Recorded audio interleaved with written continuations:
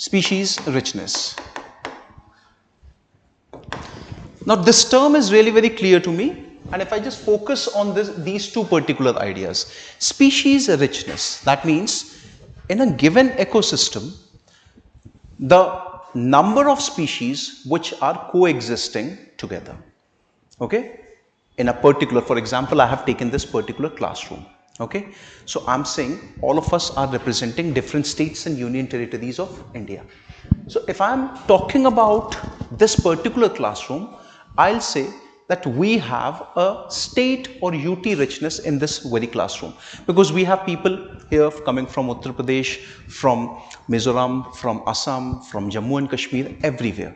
That means I'll say the number of species which are present in one particular ecosystem, the more is the number, the richness would be even higher of that particular ecosystem. That means if there is an ecosystem that has got, let's say, 10 different species, and we have got another ecosystem which has got 20 different species, then we'll say that the sample B which we have taken has a more species richness, different type of species. For example, you have tiger, you have elephant, you have deer, you have buffalo, you have the wild pig. Okay, different kind of things, or different species which are present in one particular ecosystem. Now please don't get confused with the names that I have taken of the big animals. I'm talking about animals, the small animals, the microbes, and the kind of vegetation you have. Okay, all of it collectively combines to what? It calls for species richness. Now my second question is species evenness. What exactly is species evenness?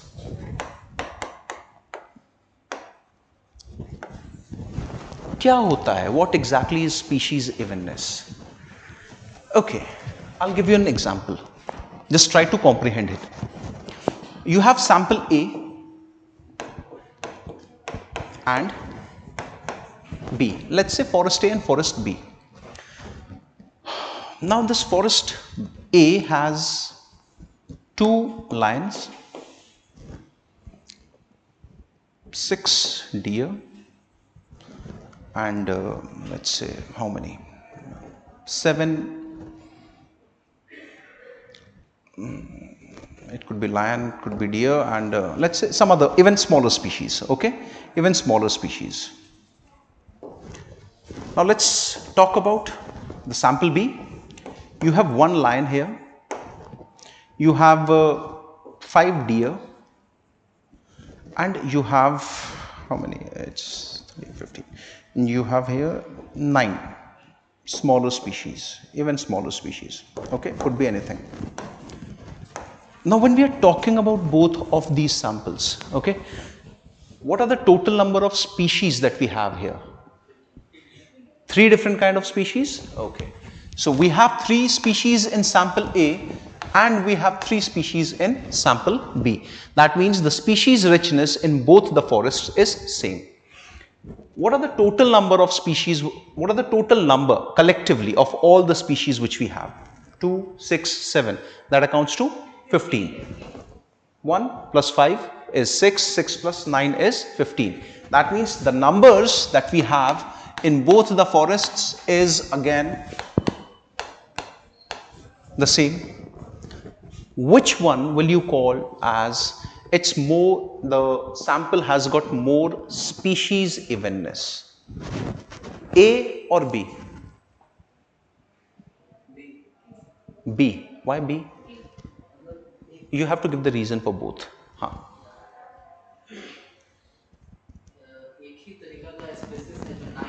Okay. हाँ. उससे just because उसका number ज्यादा है तो मतलब जिसकी जितनी संख्या भारी उसकी उतनी हिस्सेदारी बताएं. कोई दिक्कत नहीं बेटा. देखो एक one more thing guys, please be very clear with this in this classroom. You know, after taking your class, I too have a life before taking your class and after taking your class. And trust me, I'm a really very busy guy.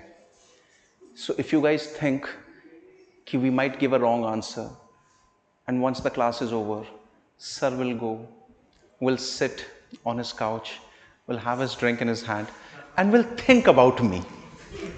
Don't give this kind of importance to yourself. I'm not gonna judge you guys. मेरी life में बहुत अच्छी चीजें हैं सोचने और करने के लिए. So कहीं से भी I'm not gonna judge you. This is the first time you guys are here. So please, you have to open up, people.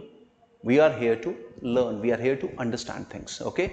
The best way of learning is having a mutual interaction. जितना ज्यादा आप बोलोगे ना, मैं जज नहीं करूंगा आपको. गलत होगा, ज्यादा से ज्यादा यही गलत हो.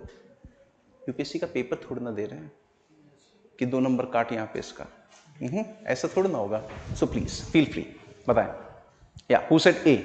Sorry, who said A? Yeah, somebody said A. Yeah, why? Because the difference between all the species are less. Okay. In that case, we can say this is more even. This is more even. हाँ बेटा. Number ज़्यादा है, यहाँ नहीं चलेगा गुरु.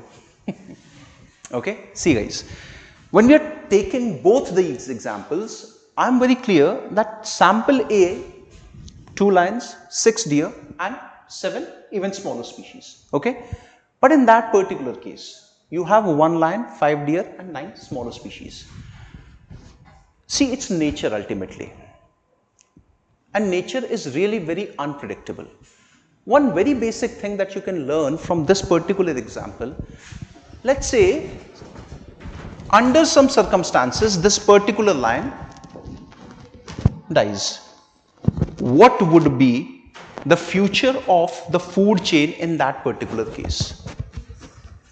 Will the food chain be able to survive? Will the food chain continue?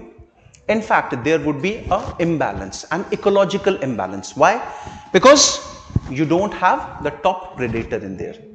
But when you're seeing example number 2, it's quite clear to us that number 1, the species which are present here, they are in appropriate amount.